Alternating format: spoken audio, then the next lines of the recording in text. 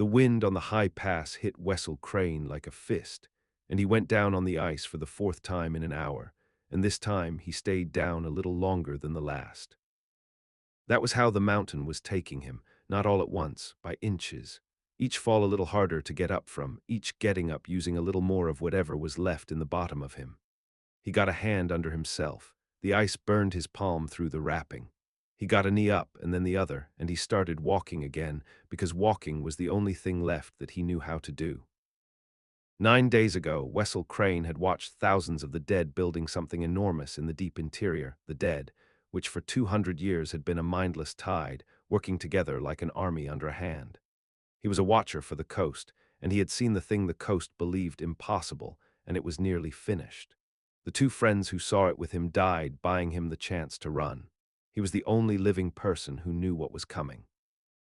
The coast was on the far side of these mountains. The word in his head would save it if the word arrived. And the passes were watched. The hunters had stopped chasing him days ago. They had done the smarter thing, gone ahead to the doors he would have to walk through. There were 3 passes a man on foot could take through this stretch of the gray teeth. Crane had chosen the highest and worst of them, on the logic that the hardest door is the one nobody guards. He had been half right. Yesterday he had seen figures on his trail below and behind. This morning he had seen the worst thing, 2 figures on the ridge ahead of him, above the saddle, waiting. They had let him climb into the narrowing ground between the party behind and the pair ahead, because why chase a man across a mountain when the mountain will deliver him to you? Crane stood in the screaming wind and did the arithmetic. He could not go back through the party behind. He could not wait. The cut across his ribs had gone hot and wrong under its binding. His food was 3 days gone, and the cold had stopped hurting his hands, which was not good news. Forward was the only direction left. Forward went through the 2 on the ridge. So, forward.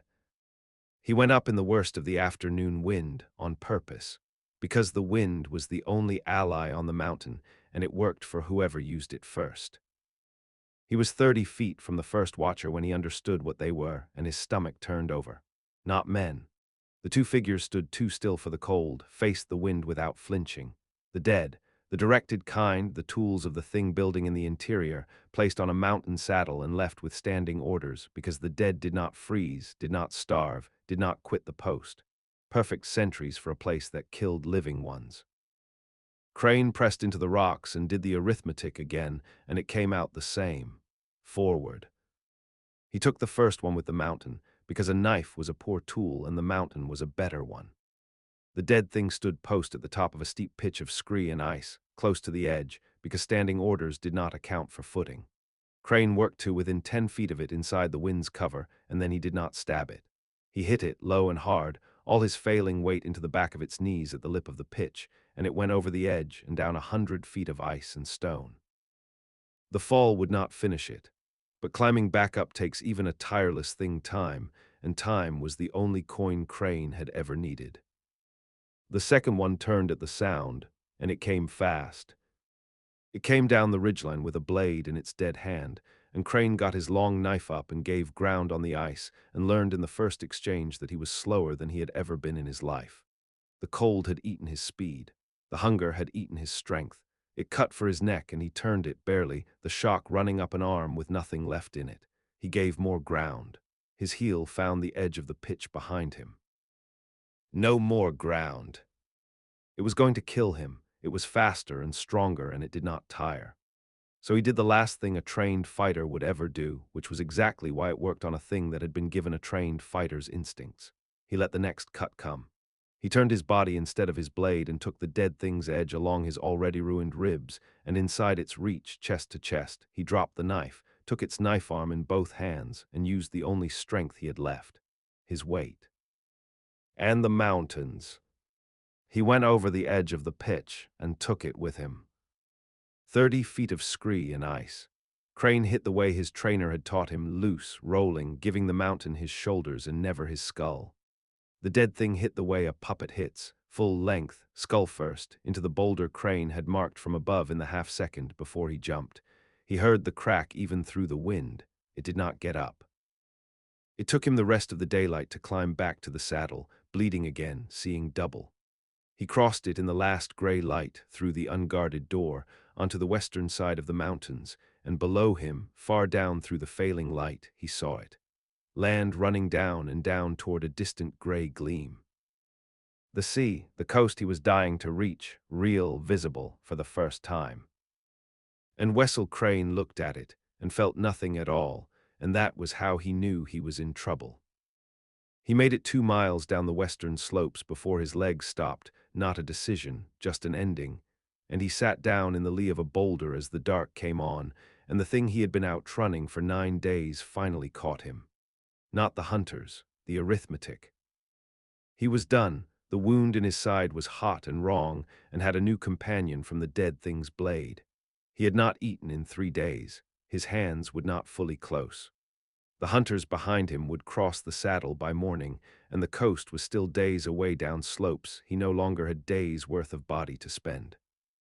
He had come 200 miles on a miracle, and he was going to die on this mountainside 3 days short, and the word in his head, the warning the whole coast needed, was going to die with him. And sitting in the dark, for the first time, he let himself think the thought all the way through. I could stop. It did not come as despair. That was the thing the stories got wrong about the end of a person's strength. It came as comfort. Stopping made sense. Stopping was warm. The mission was finished whether he stopped or not. The numbers said so, and no one would ever know. The two who died for this were dead. The coast didn't know he existed. He could sit here, out of the wind, and let go of a weight no one would ever know he had carried this far, and it would cost nothing, because there was no one left in the world it would cost. He was closer to dying in that hour than the hunters had ever brought him. The danger was never the dead or the cold. The danger was this, the warm, patient, sensible voice that had waited 9 days for him to sit still long enough to listen, telling him that stopping was the same as resting. And it was his dead trainer who answered it, Edda.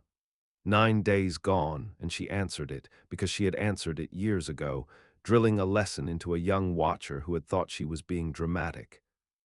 The interior wants you to stop, not by killing you, by making you believe stopping is the same as resting. It isn't. Stopping is just dying slower. The ones who make it keep the coast in their head and put one foot down, and then the next, and do not let the size of the thing into the part of them that moves their legs. The warm voice argued back, the numbers are honest, you cannot make it. Her lesson was for a man with something left. And then, this was the moment his whole life turned on. Crane stopped arguing the numbers, because the numbers were true and arguing them was losing. He asked a different question instead, not can I make it? What happens if I stop? The answer came as faces. A coastal town he had never seen, a low wall, a fishing harbor, 3,000 people who woke every morning trusting that the dead were mindless and someone was watching the dark for them. The construction in the interior nearly finished, and no one west of the mountains knowing it existed. The wall of that town on the morning the thing was completed and used, no warning, because the warning had sat down on a mountainside and decided the numbers were against it. Edda holding the line so the word could go. Petrel, 20 years old, hurt, waving Crane on with both arms when the dead closed in. Go. They had not died so the word could travel 200 miles. They had died so it would arrive. The distance meant nothing. Only the arrival meant anything. And a woman he had met exactly twice, the founder of the watch he served, 2 short swords in gray colors, who had told him to his face, in words he had carried ever since. If you ever see something the coast needs to know, you get it to me, and you do not let anyone tell you it can wait. The dead do not wait, neither will I. Not let anyone tell him it could wait, including the warm, sensible voice, including the numbers, including himself. Crane sat in the dark and understood that he had one choice left that no one could take from him. He had been carrying the mission as an order, a dead woman's last command, and an order borrowed from the dead was exactly the kind of weight the warm voice knew how to argue a man out of, but he could pick it up himself, not because he was told. Because he had seen what was coming, and he was the only living man who had, and he could choose, freely, with the whole truth in front of him. to spend what was left of Wessel Crane getting the warning to the one person who would use it. He chose. It did not feel like fire. It felt like the opposite, like everything unnecessary going quiet at once. The fear, the grief, the arithmetic, the warm voice. All of it fell away until the only thing left standing in him was a single line running from this boulder to the sea, and a man who was going to walk it or die walking it, and who was at peace with both ends of that sentence. He got a hand under himself. The ice burned his palm. He got a knee up and then the other. The man who stood up was not the man who had sat down. What the hunters knew about their quarry was 9 days old, and all of it had just stopped being true. They knew a watcher, careful, evasive, a creature of cover and caution, running on training and fear. That man should have been dead on the western slopes. What came down the western slopes instead was something none of them had a shape for, a man who had stopped spending anything on fear and was converting everything he had left, everything, into distance. He did not stop to rest, because rest is for bodies that are being saved, and this one was being spent. An hour of dead sleep when his legs failed sideways. Snow melted in his mouth as he walked. The binding on his ribs cinched tighter with his teeth on the move. The wound sent its messages, and he noted them like weather and kept walking. He walked through the first night entire. By dawn of the second day, the hunters found the proof of it in his trail. The gap was widening. A starving, wounded man was pulling away from a fed and rested pursuit, and the trail had stopped looking like flight. Flight wanders, flight hesitates.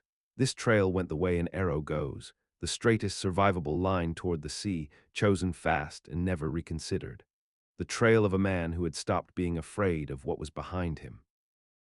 Because he had, somewhere in the choosing, the hunters had stopped being the thing that could end the mission and become merely a condition of it, like the cold, like the ribs. They would catch him or they would not. He could spend nothing on which. Everything he had was already committed, and a man with nothing held in reserve has nothing left over for fear. That was the entire secret. On the evening of the second day, Wessel Crane came down out of the last of the high country and allowed himself 1 minute, a chosen minute, counted, to look at what he had crossed the world to reach. The land ran down before him in the long gray light, and far out at the edge of everything, the sea. And along its margins, small with distance but real, lights. The lighthouse line of the coast coming on with the dusk, one after another, like a sentence being written. The living world, warm, defended, and utterly unaware, going about its evening, 2 days' hard walk from where he stood. Somewhere down there was the woman who had told him not to let anyone say it could wait. Almost, Crane said aloud to his dead, to the lights. His voice was a ruin, it did not matter. Almost, keep the door open. Behind him, the hunters came on, closer than he would have liked, further back than they had ever been. He gave the lights his 1 minute, fully, and not a second more. Then he put one foot down, and then the next, and went on toward the sea, no longer a man obeying a dead woman's order, but a man spending the last days of his own life, by his own choice, on the only thing he had ever done that would outlive him. And the distance began, again, to die behind him.